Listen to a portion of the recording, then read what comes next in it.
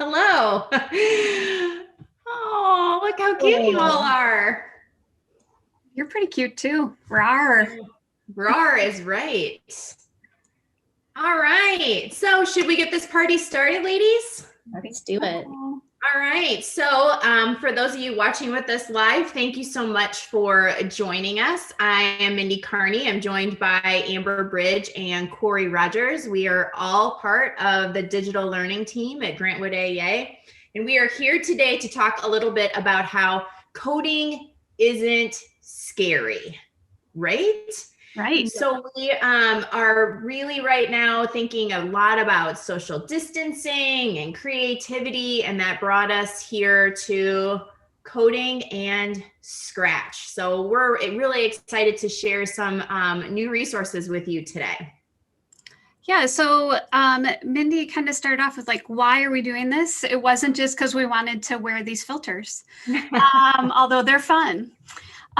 So when we talk about coding, oftentimes teachers get really nervous about it and they say like, I'm not a coder.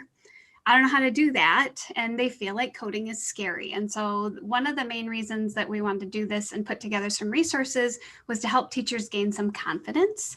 And we feel like a really nice entry point for teachers and for students is Scratch. So Scratch is a free platform. It's block-based coding. So instead of getting bogged down in syntax and typing and the part of coding that looks kind of scary, you're putting blocks together like Legos, and it's all about giving kids a prompt and letting them problem solve. And so like Mindy was saying, there's lots of creativity, but there's problem solving, and you can get at lots of standards, whether they're math or computer science or language arts or social studies. We feel like you can get to all the standards, and kids can be having fun. The other thing, I gotta say, Corey, I was one of those teachers. I was scared of coding until I learned a little bit more about it and realized exactly as you said, how cross-curricular it can be. And as a teacher, you don't have to be fully hands-on and immersed in coding to allow your students to experience coding. yeah, and I would say one of the best things as a former computer science teacher you can do is don't feel like you have to have the answers for the kids. What you need to have are good questions for them so that they can think through. And I think all teachers are really good at asking questions. That's so much of our job. So yeah, that's no need to be scared, right, Amber? Some of the other things we talked about was just that this works really well socially distanced or asynchronously. In fact, at least in my experience, once you get kids started with Scratch, they really like it and they'll start making their own stuff anyway. So this is really a nice way to kind of get kids started for classroom assignments, but it's always fun to see what they bring back to you, that they're like, hey, did you know you can do this? And I made this really cool project when they get excited. And then just making sure that kids have a chance to be creative. And we think that this is a great way for kids to display their understanding of your content knowledge. So this could be yet another choice for kids to show you what they know in your content area. So it doesn't have to be just a worksheet or just a 3-page or 3-paragraph written response. This is another chance for kids to show you what they know, but really have fun and be engaged. Did I forget anything? That's a lot. No, You nailed it, sister. absolutely. And so even if you are not quite convinced yet that coding is not scary, we have some resources that we want to share with you in this webinar. And one of them is something that we created just for you. And that is our Welcome or Introduction to Scratch interactive slide deck that looks like this. What we have on here is that this is designed to be a self-paced, quick guide, reference guide for you to get going and rolling with Scratch. And so we put together this slide deck to be an interactive slide deck. And so you can click on the Scratch cat when you see him around, and or you click on the modified Scratch blocks. This is actually what the Scratch coding platform looks like, but we have transformed this into a slide deck that's interactive that can help you really get going as a teacher with Scratch. So if you already have a Scratch account, but you're like, ooh, I've never set up a teacher account. You could actually go down here to our block that says upgrade to a teacher account and click on it, and it'll take you to a page of learning that will help you get set up with getting a teacher Scratch account. Again, our little scratch cats down here in the corner to kind of help you navigate and move through the system of some skills that we specifically have kind of outlined as introductory or basic skills to get you going in the Scratch universe. The Scratch universe. I love it. Right? I'm going to come back here to our first and second slide here. When we look at this, there's, I would say, probably some specific steps more over here and kind of thinking about larger views of using Scratch. And then on the right-hand side over here is an opportunity, and I feel like this is a place that even I can spend some time in to look at.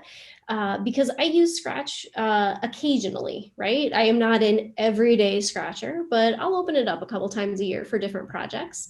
And I might really want a better understanding about a specific set of code blocks. And so what we have going on this side is if you were to click on, again, these interactive code blocks that we've put together, it'll take you to some learning that will, and Corey did an amazing job of kind of highlighting these areas that we're going to focus on. This might be really great, especially if your students have a question about a specific type of block, to come in here and really look through the slide deck to see what exactly that code block is talking about. Well, and I think you bring up a good point, Amber, is that, you know, when we created this, we created it with a teacher audience in mind, but we're hoping that it could still be a resource for you as a teacher if you're looking to introduce this to your students and are still feeling a little uncomfortable, that there's lots of hopefully great resources built in here that you could share those with them too. Exactly. So if you were having students work through something that they needed to learn about, maybe this text block of how they can have their sprites say different things, pull this up on the screen and use it as a backgrounder as you're talking with them. All right. So should we talk about next steps? Yes. I think so. Yes. Okay. So we always think it's important to, when it comes to the learning, is that we should also kind of put a challenge in place, because I know that if I don't have a purpose for my learning, a lot of times it kind of gets pushed to the back burner. So what we're really looking to do before the end of October is to challenge you and your students to give some of this new coding a try. And so we've got a couple different types of challenges and maybe different levels of challenges depending on what you're comfortable with. So I'm going to share the first challenge, and that is just to go in and check out the tutorials for Scratch. So within Scratch, they have all of these really amazing tutorials that are also at different levels. So it might be something as simple or as beginner level as just adding a sprite to Scratch, or learning how to record your own sound into Scratch. And the nice thing about it is it plops that tutorial right on top of your board so that it's all right there for you. But there's also some more maybe advanced things that you can try too, which are more like project based. So how would you create a story, or how would you create a Pong game or a clicker game? All of those tutorials are all built right into Scratch so that you can feel comfortable getting started, and kind of, it's nice to have that safety net of having something show you exactly what steps to take next.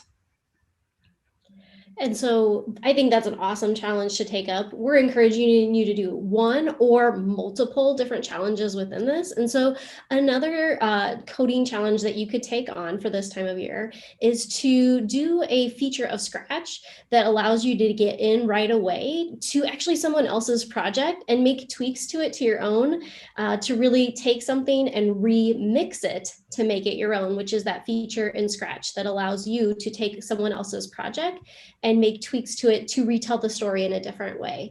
And so for the second option is to remix a spooky story or a Halloween story with your students. Again, you could pick up this theme of coding isn't scary with them for right now, and then have them retell a spooky story. The characters are all built within a link that we're going to share out with you.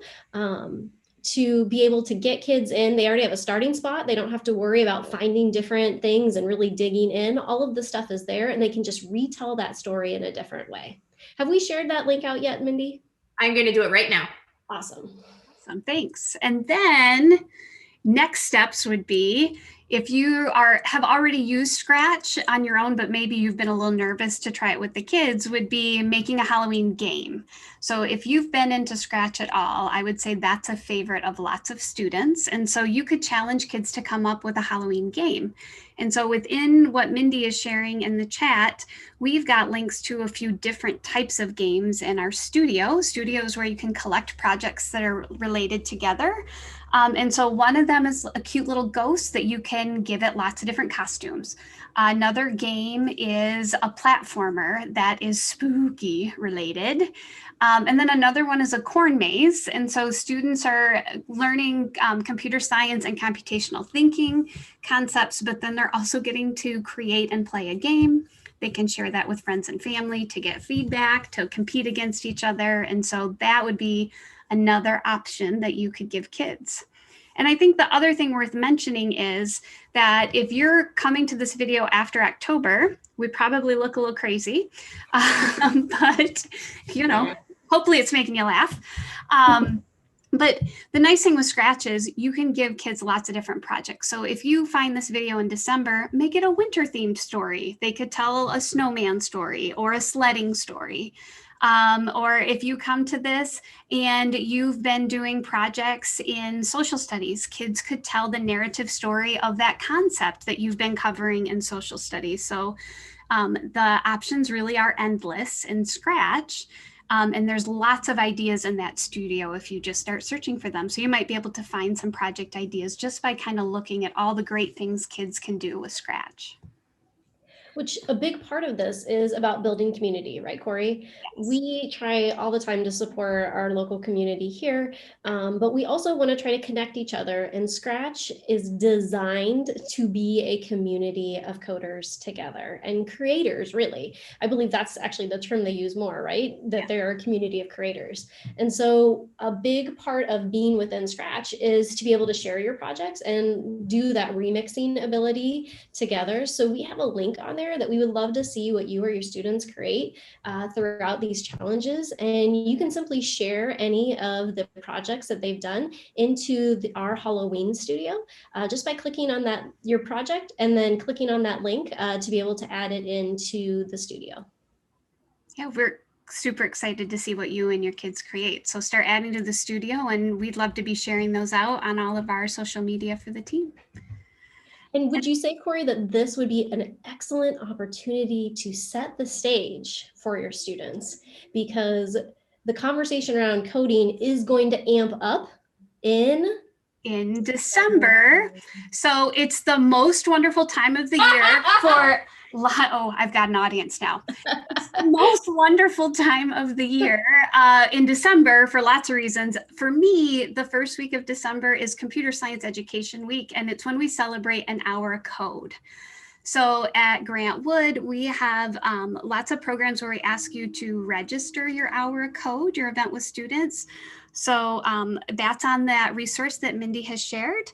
And so we're going to ask any classroom across Grant Wood AEA to register with us. We'll send you some good treats for participating.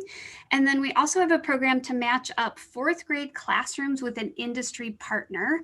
And we did this in a pilot stage last year with Iowa City and Cedar Rapids schools. So real life computer scientists went into classrooms and helped students in 4th grade complete an hour of code. And it was a really awesome experience for both the adults and for the kids. I did a couple and it was real fun. A lot of kids were like, "You're not a computer scientist." I was like, "Yeah, I am. Computer scientists look normal. We're normal people." Imagine that.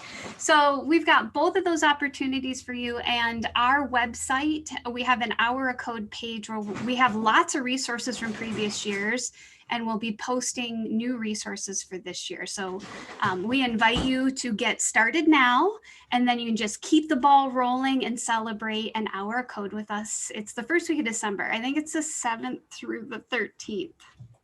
I hope I have that right. If not, it's on the doc. 7th through the 11th is Monday through Friday. Does it go through the weekend? Yep, so it does. It goes through Sunday in case kids are going to do stuff on their own. So thank you, Amber. I appreciate that. Yeah, no problem. Awesome. So we really hope that you take advantage of some of the resources that we're sharing out through the links. We made a one-pager that has the links to all of the different challenges we talked about, as well as a link to that interactive slide deck that we showed you to help kind of build your own skills to make sure that coding is no longer a scary topic for you. Yeah, I think the Just last updated thing that person. Yep. I think the last thing I would say is just give it a try. It's really genuinely not scary. And I think even for adults, if you just give one of those tutorials a try, you're going to go in there and start having fun. And then hopefully you're going to be inspired to take that to your classroom so kids get to experience that too. All right. So I can't wait to see what you make. I know. Yes. yes, please share back to the Scratch Studio. All right. Thanks, everybody. All right. Thanks, everybody. Happy Halloween.